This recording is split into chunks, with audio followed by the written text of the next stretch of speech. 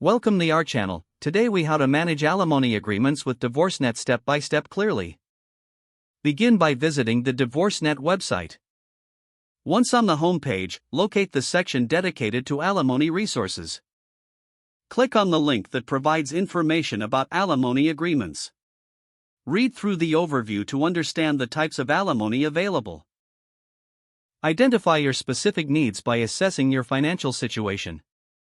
Consider factors such as income, expenses, and duration of the marriage. Use the online tools provided by DivorceNet to estimate potential alimony amounts. Gather necessary documentation, including pay stubs and tax returns.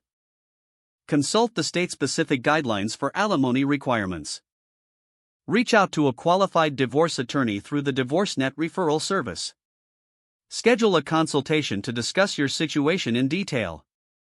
Prepare for the meeting by compiling your questions and concerns. During the consultation, ask about your entitlements and obligations regarding alimony.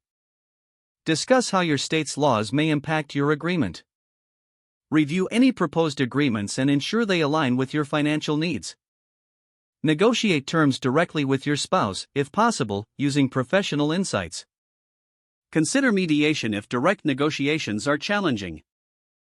Finalize the alimony agreement in writing with clear terms. Ensure both parties review and sign the document.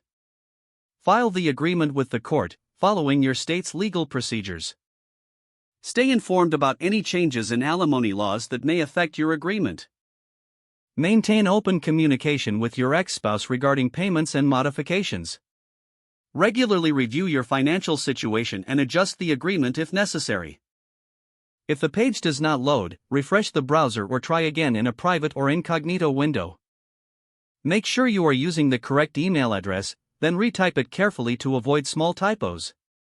If your password is not accepted, use the reset option and create a new strong password you can remember. Check your spam folder for verification or security emails, then complete any requested confirmation steps. Enable two-factor authentication if available to improve account security and reduce unauthorized access risk. Don't forget to like this video and subscribe to our channel for more step-by-step tech guides.